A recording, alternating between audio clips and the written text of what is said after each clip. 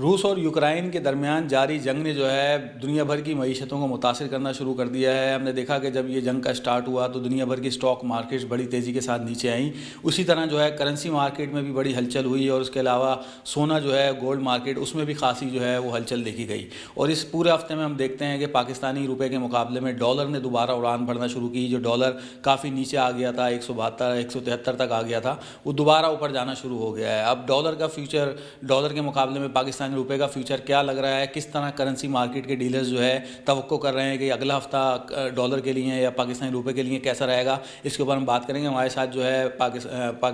Pakistan exchange companies ایسوسی ایشن کے چیئرمین جو ہے سربراہ بھی ہیں، جنرل سیکرٹری بھی ہیں، ظفر پراچا صاحب، سینئر جو ہے وہ اکنامسٹ بھی ہیں۔ اس کے علاوہ ہم دیکھتے ہیں کہ کرنسی ڈیلرز بھی ہیں بہت بڑے۔ ان سے بات کریں گے، ان سے پوچھتے ہیں کہ سر آپ کو کیا لگ رہا ہے پاکستانی روپے کا فیوچر کیا لگ رہا ہے؟ جی، پاکستانی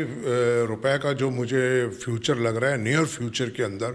وہ مجھ کو پاکستانی روپیہ دباؤ میں لگتا ہے اور ڈالر ہمارے یہاں اوپر لگتا ہے۔ کیونکہ اگر آپ دیکھیں پچھلے 10-15 دن کا بیک ہم دیکھیں تو جو IMF کی جو ہمیں ایک قسط ملی تھی 1.10 بلین ڈالرز کی، اس کے بعد ہمارے یہاں 3-4 روپیہ ڈالر نیچے آ گیا تھا، اور مزید ہم کو جو انٹرنیشنل جو فنڈس ہیں وہ ہمارے یہاں انویسٹمنٹ بھی کر رہے تھے اور ہم کو لون بھی دے رہے تھے۔ لیکن اب جو کیونکہ یہ نئی صورتحال بنی ہے یوکرین اور روس کی، جس کے اثرات پوری دنیا پہ ہیں، اور ایک کہا جا رہا ہے کہ خدا نہ کرے یہ کوئی تیسری عالمی جنگ کا شروعات نہ ہو، تو اس کی وجہ سے ہمارے یہاں 4-5 روپیہ ڈالر بڑھ گیا ہے۔ اور ایک ہفتے کے دوران انٹر بینک کے اندر 1.5 روپیہ ڈالر بڑھا ہے، اوپن مارکیٹ میں 1 روپیہ بڑھا ہے۔ اس کے ساتھ ساتھ ہمارا جو ٹریڈ ڈیفیسٹ ہے وہ کافی بڑھ گیا ہے،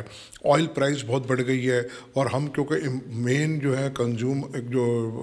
آئل کرتے ہیں اس کا امپورٹ ہے، اس کے علاوہ امپورٹڈ اشیاء ہیں ساری، تو ایسا لگتا ہے کہ روپے پہ دباؤ رہے گا، اور پھر ہمارا جو فورن ایکسچینج ریزرو ہے وہ بھی کم ہوا ہے۔